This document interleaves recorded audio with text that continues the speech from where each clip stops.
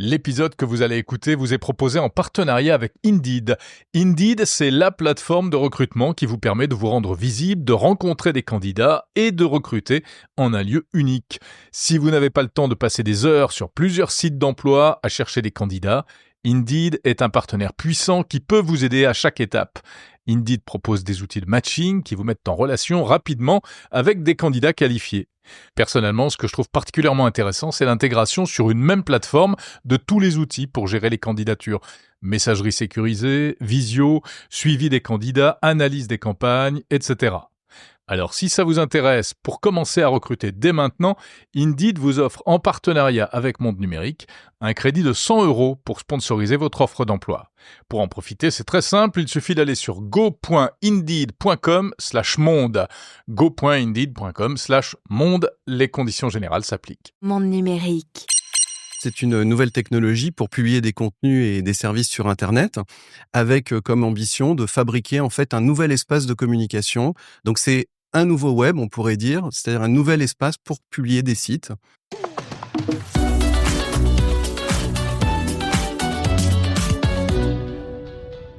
Peut-on réinventer le web ? En tout cas, proposer une solution alternative complémentaire pour diffuser de l'information sur Internet.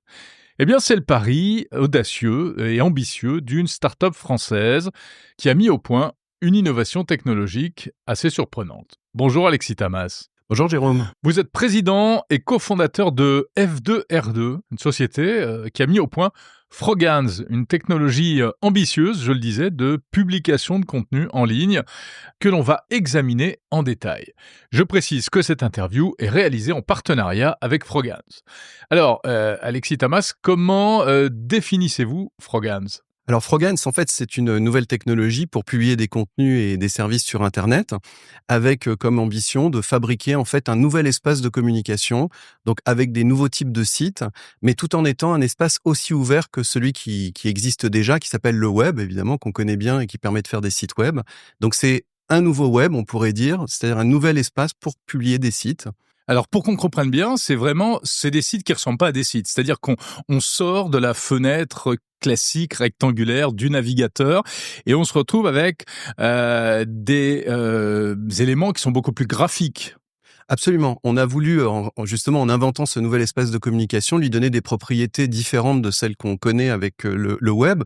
Donc le web, c'est grandes fenêtres rectangulaires que vous indiquez, dans lesquelles on peut naviguer et qui sont extrêmement riches, et qui est le seul système aujourd'hui pour faire de la publication de contenu complètement ouverte au niveau mondial.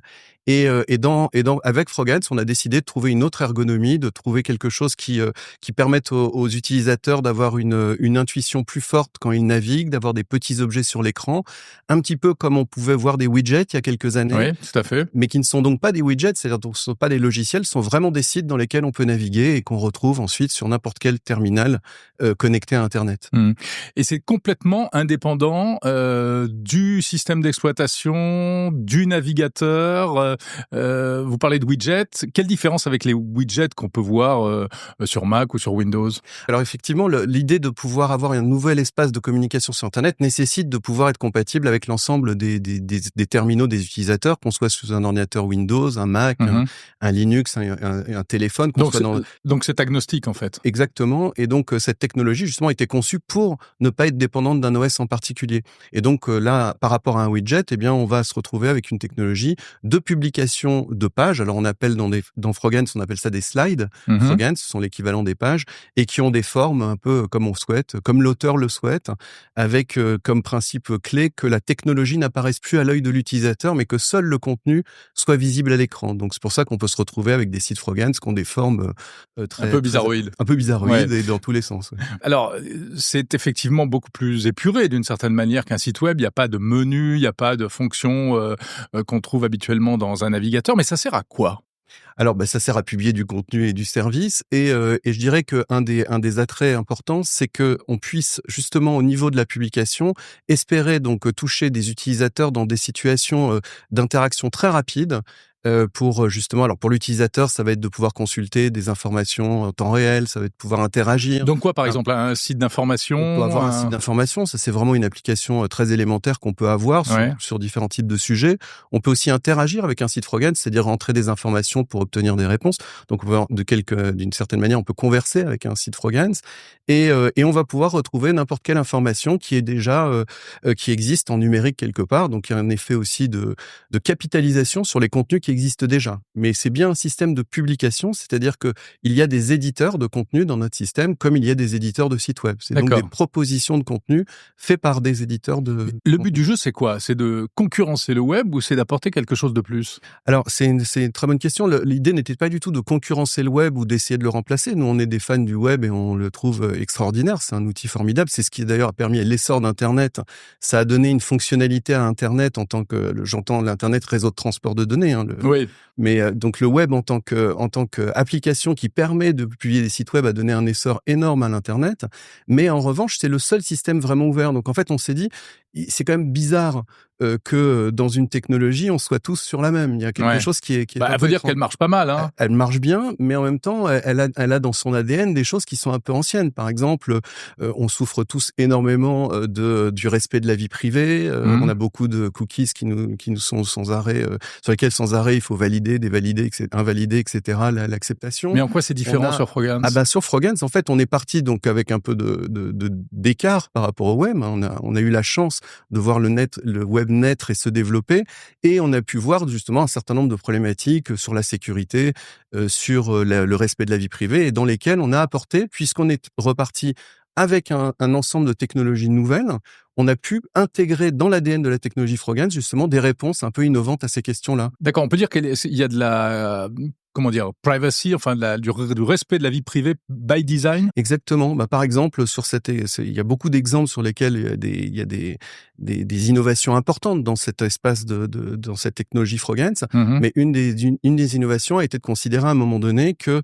pour permettre à un utilisateur final, un internaute lambda, d'avoir un contrôle sur ce qu'il accepte, est-ce qu'il accepte d'être reconnu ou pas, et site par site, pas d'une manière générale, mais peut-être ce site-là, il a envie d'être reconnu, ce site-là, il n'a pas envie d'être reconnu. Oui, parce que malgré tout, le traçage, entre guillemets, par les cookies, ça rend service également. Absolument, mais simplement, ce qu'il faut, c'est arriver à donner à l'utilisateur le choix entre un site et un autre. Et c'est très difficile sur le web. Dans Frogance, on a résolu le problème très simplement en disant, à partir du moment, et on va prévenir l'utilisateur final, on va lui apprendre à faire une seule chose, mettre un site Frogance dans ses favoris, c'est accepter d'être reconnu à la prochaine visite. D'accord. En revanche, si je ne mets pas un site Frogance dans les favoris, je ne serai pas reconnu à ma prochaine visite. Ok. Donc c'est une manière d'associer une fonctionnalité, donc là le mettre un site dans les favoris ou pas, à un effet technique qui dans le web est très lourd à maîtriser. Là, c'est très simple à maîtriser soudainement. Est-ce qu'il y a d'autres avantages techniques? Disons que l'avantage, c'est que je pense par rapport à des utilisateurs, la possibilité de naviguer sur des sites Frogance alors qu'ils font autre chose. Sur un écran d'ordinateur, c'est très marquant. On voit qu'on peut accéder à des sites Frogance, les mettre sur l'écran, en ranger certains sur le coin. En plus, c'est amusant, c'est qu'on peut les déplier, les replier, voilà. On les range dans un coin, on peut les garder en permanence visibles à l'écran. Hein. Exactement. Et ça donne un accès direct à une information ou un éditeur de site ou à un service qu'on n'a pas dans le web. Dans le web, j'ouvre une page web, elle est dans un onglet, je navigue dedans, c'est super, c'est plein écran, on est content. Mais à partir du moment où on quitte cette page pour aller sur une autre page web ou bien on retourne dans un autre logiciel, à ce moment-là, on a tout perdu. On n'a plus rien avec Frogance, on a cette persistance de la connexion qui est très intéressante à la fois pour l'internaute, mais aussi pour l'éditeur, puisqu'il peut maintenir sa communication, bien sûr, si l'internaute le souhaite, parce que on fait pas une technologie qui remet un peu l'internaute au centre du jeu, sans lui permettre, évidemment, de retirer un site Frogance de l'écran à un clic. Ouais, bien sûr. Donc en fait, techniquement, il y a un navigateur, il y a quelque chose qui fait tourner ces sites Frogance. Absolument. Donc technologiquement, en fait, pour que ce système fonctionne, donc il faut que l'internaute ait un navigateur particulier qui s'appelle Frogance Player. Donc c'est un logiciel qui est gratuit, qui permet de naviguer donc sur ces sites Frogance. Et une deuxième partie importante de la technologie, c'est l'adressage, c'est-à-dire qu'il y a des adresses pour les sites Frogance, un petit peu comme il y a des noms de domaine pour les sites web. Ouais. Donc pour retrouver un site Frogance, je vais taper une adresse Frogance. Alors on la reconnaîtra de plus en plus facilement puisqu'en fait il y a une étoile au cœur du nom. Donc par exemple, Frogance étoile démo, par exemple, ça fait une adresse Frogance. Et donc cette étoile, en fait, elle caractérise justement l'identité de cette technologie par rapport au web. Dans le web, c'est les points. On a les points .fr, les points .com, etc. Ouais. Dans Frogance, il y a une étoile dans l'adresse. Avant de creuser un peu plus cet aspect technique, qui est super intéressant parce que c'est ça qu'il faut préciser, c'est que en fait, c'est un nouveau protocole que vous avez l'ambition de développer, d'imposer. Donc, on va en parler, mais juste avant, qui peut utiliser les sites Frogance ? Ça peut être quoi ? Ça peut être, on l'a un petit peu évoqué, mais des restaurants, des sites d'information, qui d'autre ? Oui, est-ce qu'on peut faire un site perso Frogance ? Absolument, oui, ça a été vraiment... Alors, quand on a démarré ce projet-là, en fait, on avait un peu deux options d'un point de vue philosophique. C'était soit de faire une technologie, je dirais, pour les grands comptes, comme on dit habituellement, c'est-à-dire pour les très grands groupes, en essayant de faire des licences très chères pour les aider à résoudre les problèmes qu'on a évoqués là. Enfin, par exemple, la persistance de la communication. Ouais. Et puis une autre... Ce soit un peu plus fun aussi. C'est un peu plus fun qu'un site classique. Exactement, ouais. C'est très créatif hein, pour les développeurs, les designers, c'est quand même super hein, de s'exercer à Frogance. Pour ceux qui connaissent, c'est un peu comme Photoshop. On fait des calques, on fait des contenus qui ont n'importe quelle forme. C'est vraiment sympa. Il y a un langage derrière et tout ça. Et donc, l'autre approche était de dire on va faire un système ouvert comme le web. Ouais. Et à ce moment-là, ça change un peu tout, c'est-à-dire que ça change complètement de dimension de projet, puisque là, il faut être capable de fournir une technologie pour des millions, des dizaines ou des centaines de millions d'éditeurs de sites. Et donc, parmi ces éditeurs de sites, finalement, le nombre de très grands sites est très limité sur Internet. On voit bien que, enfin, dans le web, on voit bien que il y a quelques milliers de sites qui font une énorme partie de l'audience, mais il y a des centaines de millions de sites, voire des milliards de sites qui, eux, ont une audience beaucoup plus limitée, mais qui est essentielle à leur activité ou parfois quand c'est du loisir à la publication de loisirs. Donc on a visé plutôt cet après. En quoi vous leur apportez quelque chose de supplémentaire vous leur apportez quoi ? De la visibilité, enfin de la possibilité d'être plus visible ? Non, on leur apporte en fait une autre interaction avec les internautes. C'est-à-dire que bon, je sais pas si je prends un site d'un club de sport par exemple, d'un club de tennis dans une ville, eh bien il a probablement un site web. On peut déjà probablement réserver sur le site web les cours, etc. Donc ça, c'est ce que le web a permis de faire. Et là, on va apporter en fait un site supplémentaire. Donc ce n'est pas pour remplacer du tout le site web. D'accord. C'est pour offrir en fait. C'est une extension, c'est un prolongement. C'est une nouvelle manière d'accéder à l'information. Absolument, c'est ça. Et dans lesquelles on va avoir une information qui va aller à l'essentiel.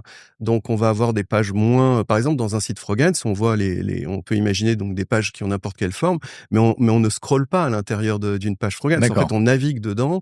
D'une page à l'autre, ça peut changer de forme. On peut avoir et donc les informations qu'on va faire circuler ou les informations qu'on va demander à l'utilisateur vont être souvent plus ciblées. On va aller plus vers l'essentiel. On va avoir une communication beaucoup plus visuelle, donc intuitive. Et surtout, on va avoir exactement la même communication sur tous les équipements. C'est-à-dire que je vais avoir le même site Frogance sur mon téléphone, sur mon ordinateur, dans mon casque de réalité augmentée.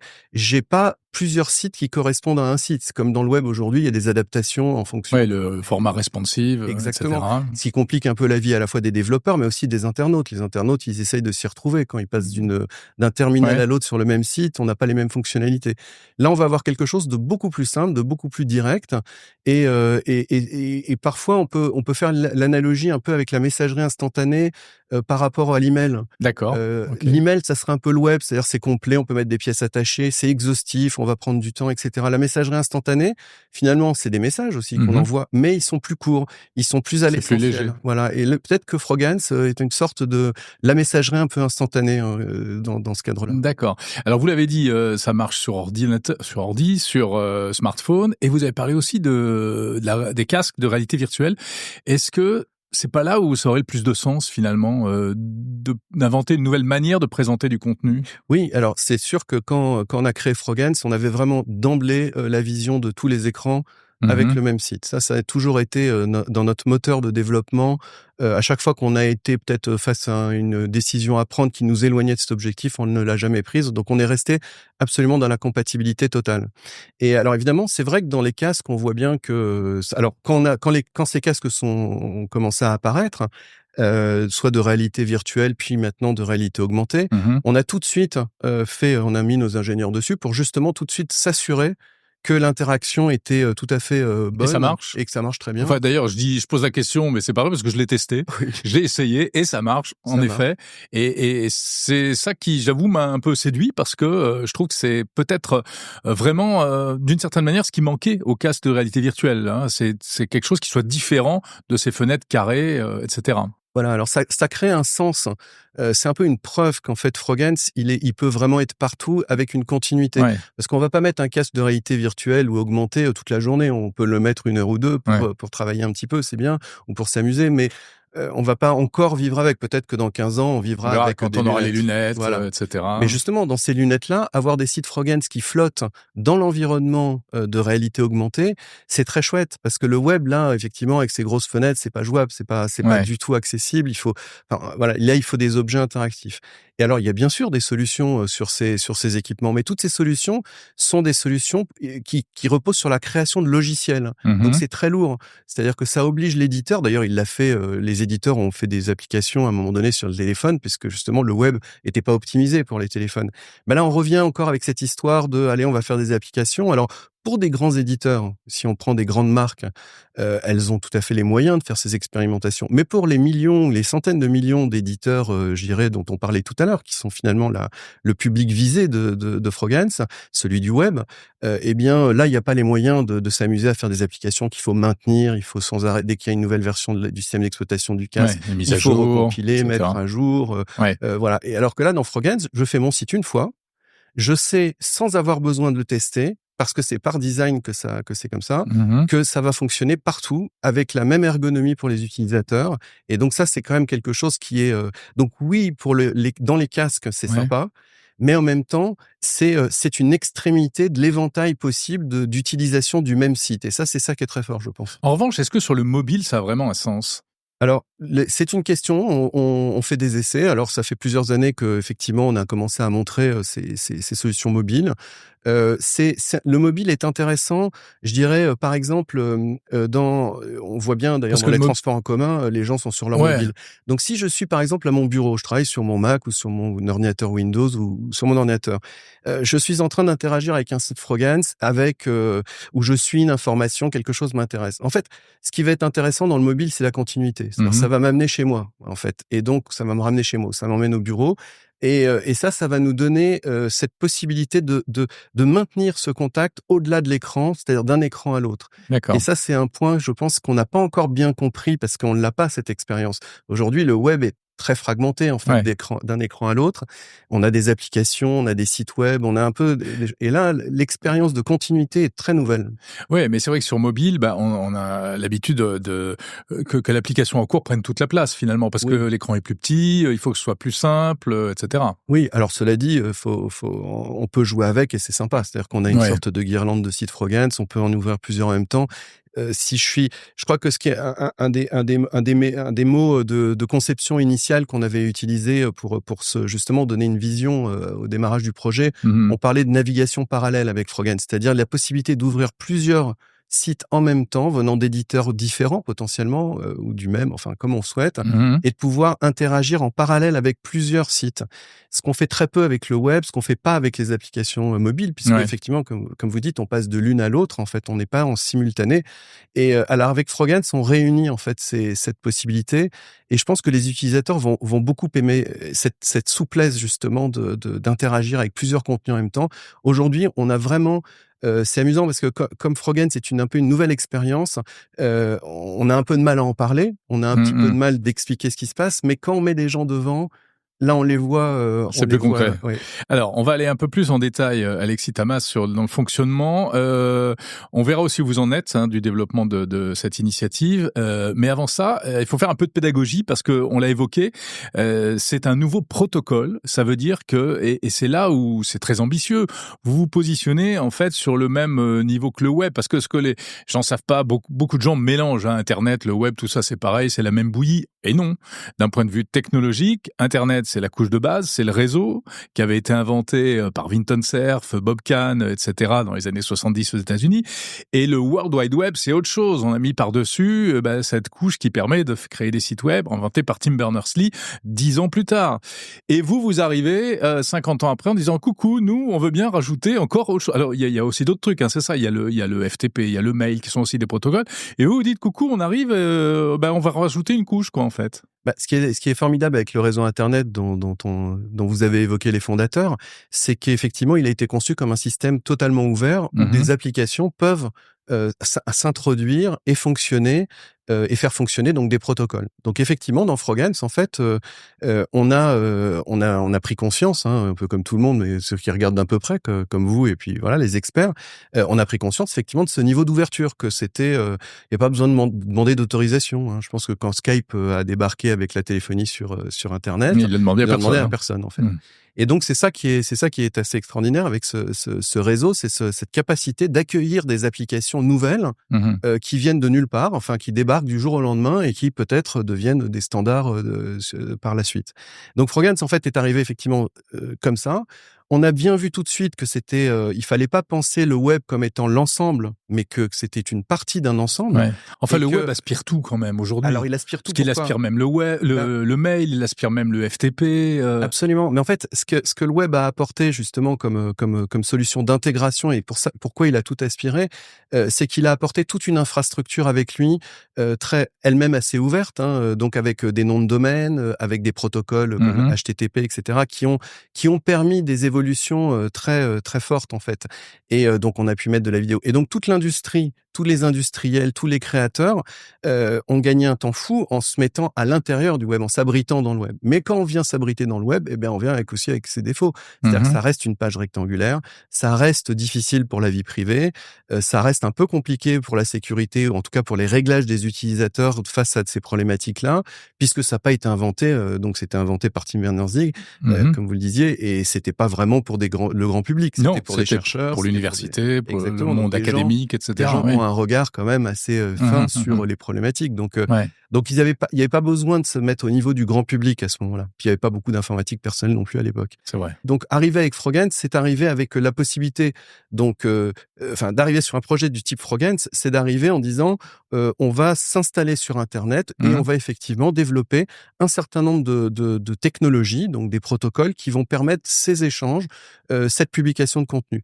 Mais on va pas avoir tout à réinventer, puisque par exemple, on parlait tout à l'heure de l'inventeur du web et aussi des technologies qui ont été faites par d'autres après lui, pour par exemple la sécurisation par le TLS, les protocoles TLS. Bon, tout ça, ce sont des protocoles qui sont absolument ouverts et qu'on peut réutiliser. Donc on n'a pas réinventé la roue à partout. En revanche, donc on utilise des technologies fondamentales. En revanche, on est bien sur l'infrastructure d'Internet et sur les technologies fondamentales. En revanche, ce qui a été fait, c'est de bien réfléchir à la partie interface avec l'utilisateur.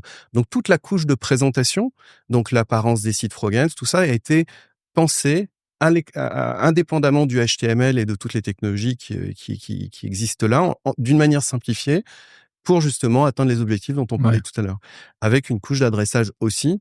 Donc, ce qui fait qu'effectivement, c'est un nouveau protocole, mais derrière, il y a beaucoup de protocoles. Hein, ouais, d'accord, vous agrégez. Ce qui est amusant, c'est que vous l'avez présenté à Vinton Cerf, qui est, je l'ai dit, le papa d'Internet, l'un des papas d'Internet.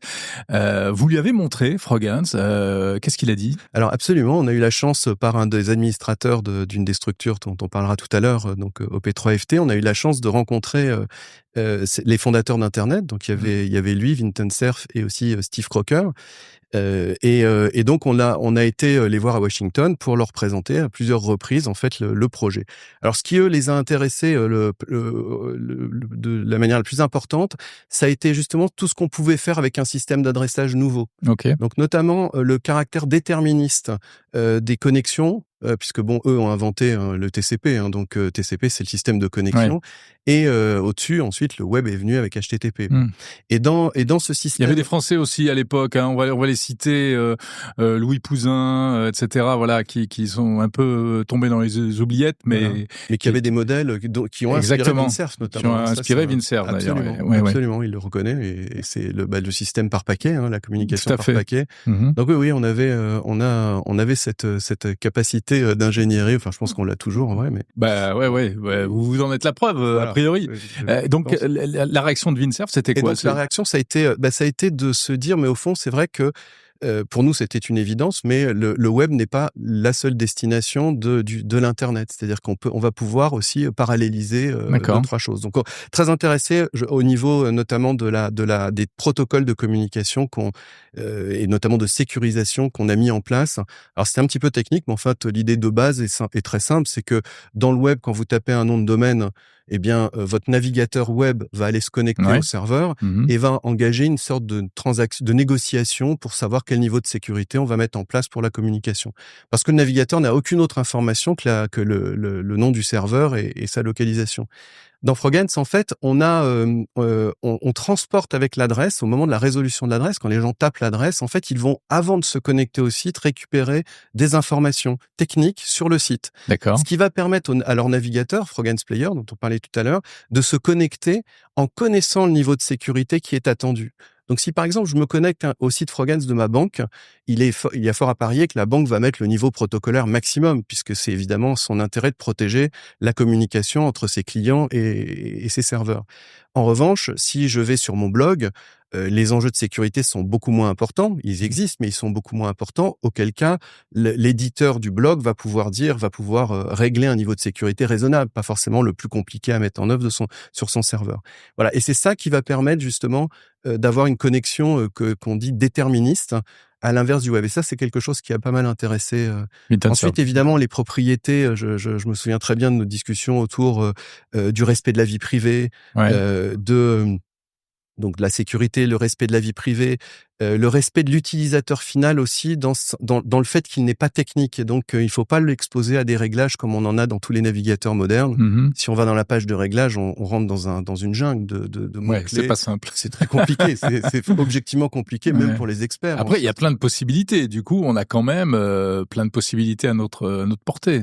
Absolument, mais c'est pour ça qu'en fait... Plein de paramètres. C'est pour ça que Frogance n'est pas du tout dans une logique de le web ou Frogance, c'est vraiment dans une logique c'est une chose, c'était une technologie en plus. Mais Alexis Tamas, alors c'est bien de vouloir protéger la vie privée, etc. Mais la réalité aussi, c'est que, par exemple, il faut pouvoir faire des applications commerciales qui vont rapporter de l'argent. Il faut pouvoir faire de la publicité.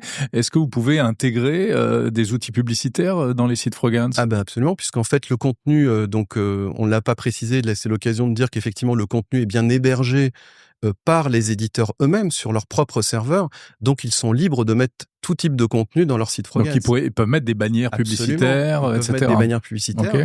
Ensuite, l'organisation technique de tout ça et certaines propriétés de Frogance de sécurité les empêchent de faire des agrégations de pages comme on en a sur le web un peu n'importe comment. Ouais. On peut absolument mettre de la publicité dans le site Frogance. En fait, on peut mettre tout type de contenu dès lors que c'est évidemment légal et dans le pays dans lequel on publie son contenu. Et donc ensuite, bien l'utilisateur fait son choix. C'est-à-dire que si le contenu, il y a trop de publicité et qu'il s'en va, voilà, c'est des réglages que l'éditeur doit faire. Est-ce que ça veut dire que ça offre moins de vulnérabilité et donc de risque de piratage par l'injection de codes malveillants, etc. Oui, alors dans le langage qui permet de faire des sites Frogance s'appelle FSDL, donc c'est Frogance Light Description Language, et le D c'est description, et c'est effectivement un langage de descripteur, c'est-à-dire en fait je décris la page, par exemple je vais commencer par mettre quelques calques pour faire un peu un décor, ensuite je vais mettre des boutons qui vont encapsuler des calques, etc. Je vais régler leur interactivité, est-ce que le calque apparaît, disparaît en fonction de l'activation ou non du bouton. Tous ces paramètres-là sont décrits dans le langage et ne sont pas faits en code, ils sont faits juste en descripteur. Donc c'est un langage XML. C'est du XML. Voilà, c'est du XML avec des descripteurs particuliers. Ce qui veut donc dire qu'en fait, on ne peut pas, le navigateur Frogance, donc Frogance Player, va récupérer simplement des fichiers passifs et va ensuite les mettre en œuvre sur l'écran, mais sans possibilité d'injection de code. D'accord, donc il se passe rien au niveau du poste de client, comme on dit. Tout à fait, ouais. Il n'y a pas d'exécution dans le poste client. Toute l'intelligence est sur le serveur. En fait, mais ça, c'est pas une limitation en termes de possibilités. Alors, il y a effectivement, il y a des limitations puisqu'en fait, on peut dans une page web, on va pouvoir faire beaucoup plus de traitement local. C'est sûr. Maintenant, la taille des sites Frogance limite beaucoup l'intérêt de faire des traitements locaux puisque ce sont pas des grandes pages, ce sont pas des interfaces logicielles. Enfin, un site web peut devenir une énorme interface logicielle, donc il est légitime de faire des traitements localement. Dans Frogance, c'est beaucoup moins utile. Donc c'est beaucoup plus léger en fait. C'est beaucoup plus léger en fait, et c'est une des propriétés qui plaît bien aussi puisque la navigation sur le site Frogance en fait va consommer quelques dizaines de kilooctets. Pour vous dire, la limite maxi d'une page, donc un slide, c'est 256 kilooctets, tout compris images et le XML qui décrit tout ça. Donc sur chaque slide.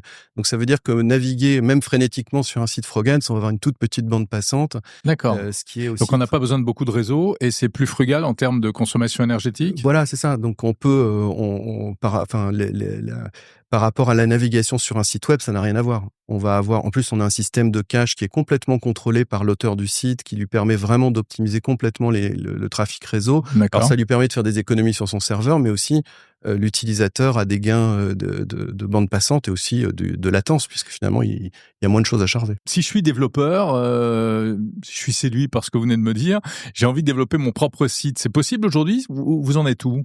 Alors nous on a démarré une période bêta il y a quelques mois qui est en train de se terminer et qui nous a permis du coup de mettre au point justement le rendu des slides Frogance avec le FSDL par exemple, mais aussi toute l'infrastructure d'adressage, etc. Donc oui, il est tout à fait possible de faire des sites Frogance en FSDL, donc version 4. Les entités que nous avons créées autour du projet Frogance ne sont pas des entités de formation particulièrement, ce sont plutôt des organisations de standardisation. Donc nous, les productions qui existent, qui sont faites au sein du projet, sont assez arides. Donc ce qu'on s'attend plutôt à avoir, c'est une petite période dans laquelle des éditeurs de sites qui font des cours, des tutoriels, des vidéos de formation vont faire ces cours. Il faut que les experts s'en emparent pour l'expliquer ensuite aux développeurs. Parce que notre métier, en fait, a été de créer cette infrastructure logicielle, de standards, etc.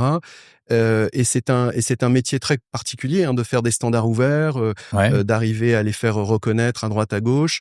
Et ensuite, il faut laisser la main donc à des gens qui sont capables de faire des formations autour. Donc voilà. Donc pour les développeurs motivés y arrivent sans formation. On sait très bien qu'on peut leur donner une spécification technique et ils vont trouver. Et il y en a déjà qui le font. Mais disons pour une diffusion massive, on va avoir besoin de ces intermédiaires en quelque sorte. D'accord. Alexis Tamas, ce qu'on n'a pas dit, c'est donc un petit peu qui vous êtes. Vous êtes une équipe une trentaine d'ingénieurs en France. On est une équipe de 25 personnes actuellement, un petit peu plus. Il y a beaucoup d'ingénieurs, de développeurs, bien entendu, mais enfin c'est un projet qui est au-delà un peu de la simple informatique. Il y a beaucoup de choses à faire. Par exemple, quand on diffuse des standards ouverts, c'est pas juste un mot. Le standard ouvert, il faut qu'il y ait une organisation de standardisation derrière, sinon c'est juste du vent. Donc donc on a il y a des juristes dans l'histoire, il y a beaucoup de métiers en fait pour arriver à mettre en place un projet à ce niveau-là à ce niveau international. Mais alors voilà, et c'est ça, il faut préciser que ça ne date pas d'hier, Frogance, vous l'avez pas inventé avant-hier, ça fait des années que vous travaillez là-dessus, ça fait quoi ? Plus de 20 ans. Oui, absolument. Bon, disons que le projet, dans sa vision initiale, c'est le même. On peut dire, oui, on veut un outil de publication, un standard de publication. Cette idée du standard ouvert est déjà présente, mais évidemment, si on remonte 20 ans en arrière, il n'y a pas de mobile, on est encore un peu la situation n'était pas la même. Il n'y avait pas de casque de réalité virtuelle. Non, rien du tout. Et donc en fait, il y a eu 20 ans absolument incroyable en termes d'innovation. Enfin, vous êtes bien placé pour le savoir. Et donc, c'est dans cette période-là, en fait, que le projet, petit à petit, s'est construit. D'accord. Et aujourd'hui, il a pris alors, il y a une dizaine d'années, effectivement, on a créé l'organisation de standardisation qui héberge la technologie et qui garantit qu'elle restera perpétuellement. Donc, il y a l'entreprise commercial, hein, Voilà. et puis il y a l'organisation de standardisation Absolument. qui s'appelle OP3FT. Qui s'appelle OP3FT, l'organisation pour la promotion, le progrès et la protection de la technologie Frogance. D'accord. Et qui est donc basée en France. Elle est établie sous la forme d'un fonds de dotation. Donc ça veut dire que la technologie Frogance est dans la dotation de l'OP3FT. Et ce qui permet de garantir qu'elle ne sera jamais, elle reviendra jamais dans les mains d'un industriel. Elle peut pas être achetée. Elle peut pas être achetée. Si demain un Google, un Meta veut s'en emparer, c'est pas possible. Non, il y a eu un apport. On a à un moment donné donc apporté la technologie Frogance à cette organisation de standardisation, justement pour la pérenniser. C'était un acte irréversible des gens qui ont créé le projet et des actionnaires de la société d'alors qui était la start-up initiale. Ouais. Et donc dans ce cadre-là, effectivement, cette OP3FT est devenue en fait le pilote en fait du projet dans la durée, avec des statuts très précis sur la gouvernance, sur l'utilisation des standards ouverts, etc. Et qui permet et qui aujourd'hui a une antenne locale en Chine, donc à Pékin, et une antenne en création là à Washington aux États-Unis. D'accord. Donc en fait, cet organisme est équivalent aujourd'hui de certains organismes internationaux, absolument, comme ceux qui gèrent le web. Absolument. On a les organisations de standardisation qui nous ont inspirés pour mettre au point l'OP3FT. Il y a le W3C par exemple qui s'occupe le World Wide Web Consortium qui s'occupe de la promotion et du développement du web. Qui s'est institutionnalisé d'ailleurs en entité juridique très récemment, qui est pas très connu, qui n'est pas connu du grand public. Non, bien sûr, mais qui en fait est là pour veiller au respect des principes, des standards. Et d'ailleurs, c'est intéressant parce qu'elle n'est pas connue du tout du grand public, mais presque pas des développeurs non plus. Ouais. Très peu de développeurs. Et même des entrepreneurs qui développent des centaines d'applis, qui font plein de business, mais qui savent pas d'où ça vient en réalité. Et en fait, effectivement, et donc le web, en fait, ce n'est pas juste comme ça des choses qui magiques. En fait, il y a des organisations derrière qui sous-tendent. Il y a l'IETF aussi, l'organisation qui gère les standards techniques, un peu plus, par exemple, les standards de sécurité du web et d'Internet. Eh bien, ces organisations, si elles n'étaient pas là, en fait, ça partirait dans tous les sens. Ça partirait dans tous les sens et on redeviendrait des technologies propriétaires très vite. Hein. Oui, mais d'ailleurs, il y a eu dans l'histoire d'Internet des tentatives. Hein. On se souvient d'une époque où Microsoft avait essayé de tirer la couverture à lui avec Internet Explorer. Il développait des technologies qui ne fonctionnaient que sur Internet Explorer. Absolument. Mais même le grand Microsoft s'est fait tirer l'oreille finalement. Absolument. C'est toujours ça en fait. Le standard ouvert finit par gagner. Ça peut prendre du temps, mais il finit quand même par gagner parce qu'il intéresse plus de monde. Le standard propriétaire, donc celui que Microsoft essayait de pousser, il y avait AOL aussi à l'époque qui mettait des standards propriétaires. Finissent par s'éroder parce qu'il y a de plus en plus de gens qui essayent de faire, qui font une coalition pour essayer de faire la même chose en mode ouvert. Donc ça a toujours été un peu comme ça. Donc nous, on a démarré directement avec cette vision ouverte. On n'a pas cherché à faire quelque chose de propriétaire. En revanche, on s'est rendu compte qu'au bout d'un moment, pour garantir... Donc, pardon, c'est de l'open source ? C'est d'une technologie ouverte, puisque, par exemple, le web, c'est de la technologie ouverte. C'est-à-dire, le standard HTML, par exemple, le FSDL, c'est un standard ouvert de la même manière. Donc, on ne paye personne pour l'utiliser. On peut l'implémenter comme on veut. On peut donc faire de l'innovation au-dessus de ces standards-là. Et donc effectivement, c'est un peu en cran au-dessus de l'open source, on va dire, ça serait le logiciel. Est-ce que le logiciel, je peux toucher aux sources? Mais là, c'est plus haut, c'est le standard que le logiciel implémente. Est-ce qu'il est vraiment ouvert? Est-ce que j'ai le droit de le réimplémenter? Est-ce que j'ai le droit d'en faire un peu ce que je veux? Ouais. Alors c'est là où on voit vraiment que votre démarche est super ambitieuse, tellement ambitieuse qu'on se dit mais attends, mais c'est qui ces gens, ces Français là dans leur coin, qui travaillent depuis 20 ans sur ce protocole, qui ont l'ambition d'en faire un truc accessible à tous, disponible pour tout le monde, peut-être, certainement vraiment un nouveau standard pour le futur. Et avec une question, comment est-ce que, mais comment est-ce que vous vivez depuis 20 ans puisque vous n'avez pas sorti de produit commercial? Alors, je précise, c'est vrai que ça a été initié en France. Le projet a vraiment été initié en France. Mais maintenant, aujourd'hui, l'équipe dont on parlait, il y a des gens d'un peu de toutes les nationalités. Hein. Donc d'accord. On a des vous avez Américains, fédéré absolument. On a des Américains, on a des Chinois. Enfin, on a vraiment créé une culture autour du projet qui soit vraiment internationale. Donc, c'est la raison pour laquelle on n'a pas du tout de complexe à se dire on va pouvoir être utilisé partout dans le monde, puisque ça a été construit par des gens qui viennent de partout dans le monde. Donc, sur ce plan-là. D'accord. Sur le plan économique, effectivement, une équipe en développement pendant des années comme ça, ça nécessite des financements et donc pour arriver justement au bout de là où on en est aujourd'hui, c'est-à-dire la capacité de diffuser, on a été obligé d'investir beaucoup d'argent, enfin de dépenser beaucoup d'argent. Et c'est là où c'est intéressant, c'est qu'on a réussi à coupler une approche de standardisation avec une organisation qui est garant de la pérennité, de l'ouverture de la technologie, avec une société commerciale avec des investisseurs. Alors comment on a D'accord. fait le lien? Donc c'est la société que vous dirigez, donc qui est F2R2. Absolument. Et comment on a fait le lien? De manière très simple, c'est que, comme on l'a dit tout à l'heure, dans la technologie Frogance, les sites Frogance ont une adresse. Et une adresse, c'est pas juste une chaîne de caractères dans un coin, c'est une identité. Et les gens vont entrer ces adresses ou cliquer sur des liens qui ont ces adresses et vont aller vers les contenus. Donc, pour que ça marche, il faut qu'il y ait un opérateur de registre qui justement enregistre les adresses et s'assure que quand un internaute n'importe où dans le monde va entrer l'adresse, eh bien, elle soit résolue, c'est-à-dire qu'on puisse récupérer des informations associées à cette adresse, notamment par exemple où est le serveur. Où est-ce que se trouve le serveur? C'est ce qui passe par les fameux DNS, Absolument, etc. les adresses IP, les serveurs DNS, mais aussi au-delà de ça, donc les protocoles de sécurité éventuels qu'il faut mettre en œuvre pour atteindre le site, quel type d'audience est autorisé pour le site ou pas. Donc tous ces paramètres viennent avec l'adresse. Et donc il faut qu'il y ait un opérateur technique de registre qui gère cette immense base de données. Enfin, on espère qu'elle sera immense avec un nombre d'adresses important, et aussi qui, quand chaque internaute dans le monde entre une adresse, saisit une adresse ou clique sur un lien qui contient une adresse, eh bien, ça opère la résolution. D'accord. Donc, ça correspond à des volumes énormes de données. Et donc, cette fonction d'opérateur ne peut pas être opérée par une organisation à but non lucratif, comme un fonds de dotation, comme l'est l'OP3FT.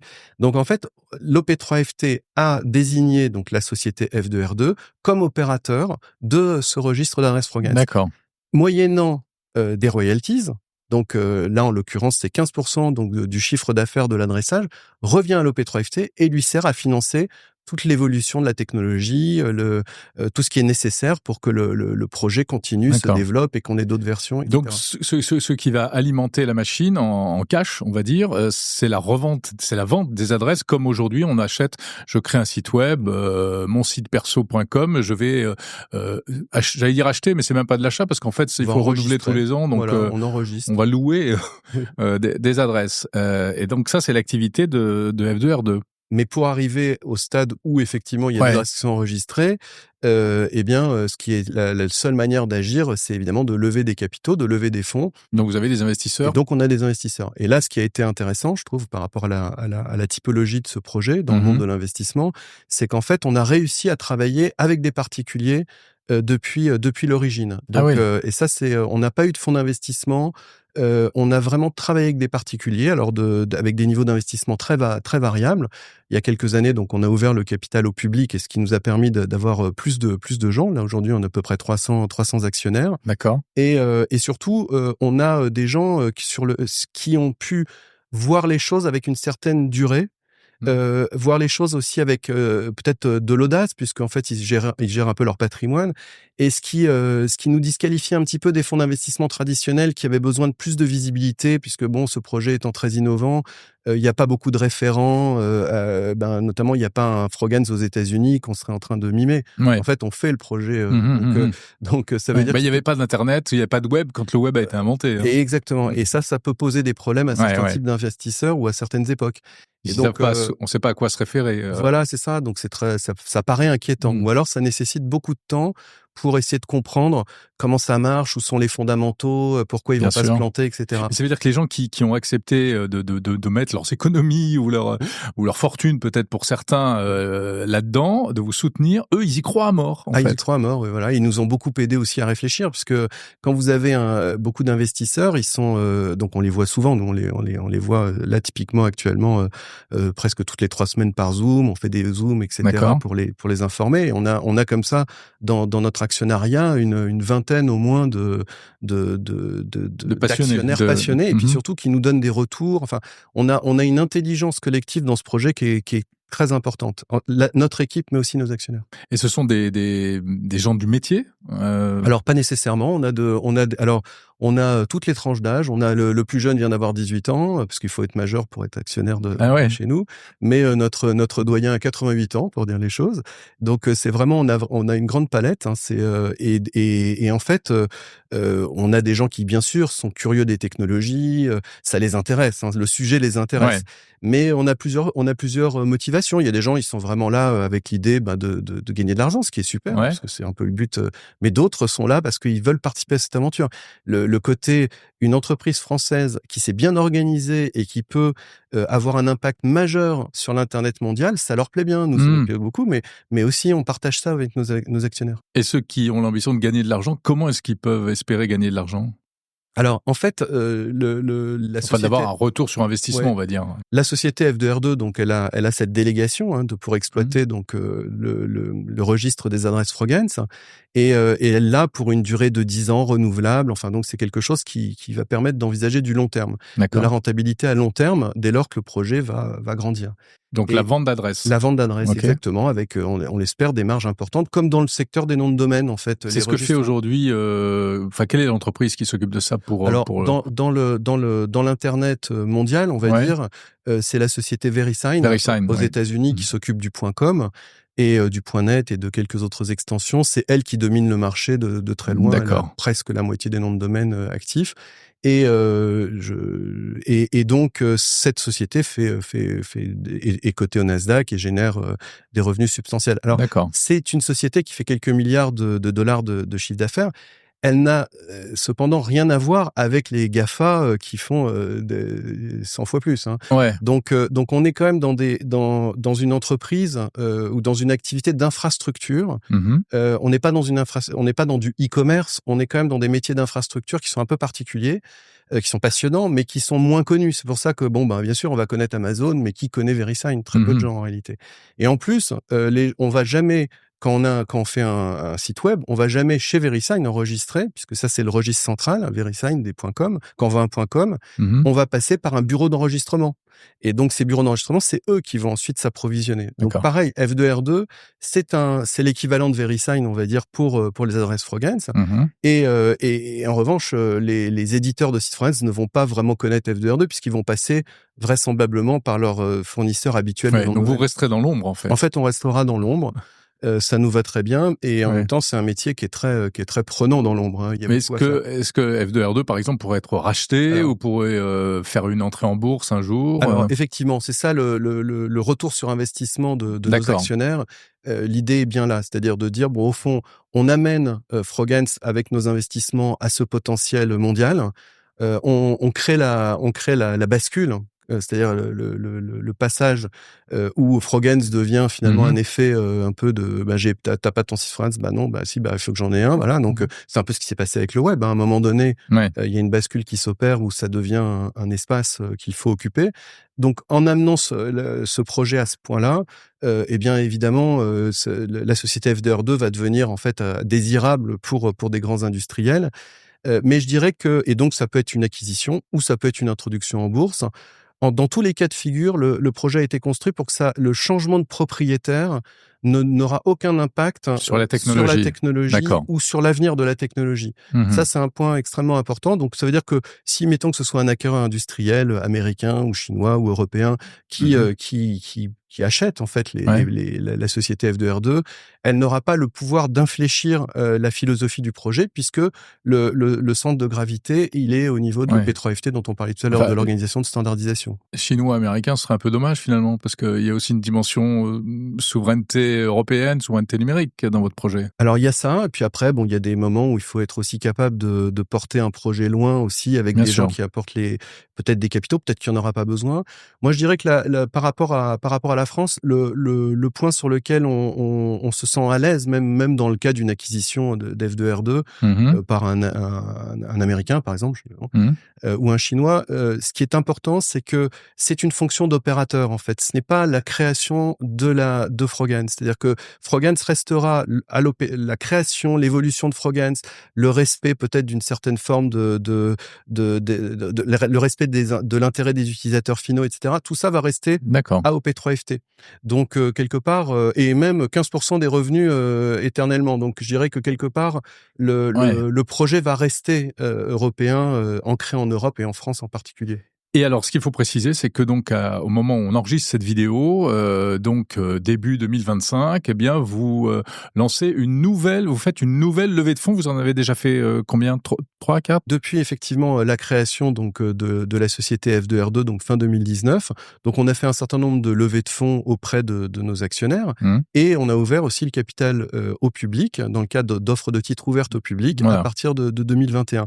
Donc effectivement, c'est notre 3e ou 4e ouverture avec donc la possibilité d'accueillir des nouveaux actionnaires qui souhaiteraient rejoindre la société Donc on peut F2R2. investir, on peut acheter aujourd'hui des actions de Frogance. Enfin Absolument. c'est pas de Frogance, c'est de De F2R2. F2R2, voilà, on peut acheter des actions de F2R2, donc ce sont des actions normales, hein, Ouais. c'est pas Comment des. ça se passe? Ça se passe très simplement. Donc il y a un site qui est le site f2r2.fr, Mmh. qui est le site sur lequel on peut avoir des informations sur le projet. Et puis pour bien reprendre un peu à zéro, si on veut l'ensemble du projet. Et puis on peut aussi souscrire au capital, donc en créant un compte simplement, c'est extrêmement D'accord. simple. Et il faut préciser que ce sont des vraies actions, hein, ce sont pas des droits, Ouais, c'est pas du crowdfunding, hein, c'est vraiment on est actionnaire d'une société anonyme qui est la société d'accord. F2R2. Et donc tout ça est encadré par les autorités, et cetera? Voilà, alors donc on a sur le site f2r2.fr, on retrouve un document d'information synthétique Mmh. qui reprend justement toutes les conditions d'investissement, le contexte dans lequel ça se fait, et tout ça, ce sont des informations réglementaires qui sont pilotées donc par l'AMF, l'Autorité des marchés financiers. Donc tout est sur le site effectivement. C'est quoi le ticket d'entrée? Il faut Alors mettre combien pour la acheter une part du... bah alors une action de F2R2 coûte 400 €. Donc on peut D'accord. prendre une action si on le souhaite, on peut en prendre 100 si on veut aussi. Bon, bah voilà, hein, l'appel est lancé. Donc, on voit à quel point ce projet est ambitieux, prometteur aussi. Pour en savoir plus, c'est quoi? On va sur où est-ce qu'on Alors peut se renseigner? alors je pense que le plus simple en français, c'est d'aller sur f2r2.fr. Mmh. Là, on va avoir un certain nombre d'informations. Et puis, si on est plus technique, alors à ce moment-là, on peut aller sur frogance.org, où ça, c'est le site officiel de la technologie, et on va retrouver les standards, on va retrouver des informations, on a et des liens pour parcourir un peu l'ensemble du projet. Très bien. Merci beaucoup. Merci Alexis Jérôme. Tamas, cofondateur et dirigeant de la société F2R2. Vous savez tout maintenant sur le projet Frogance.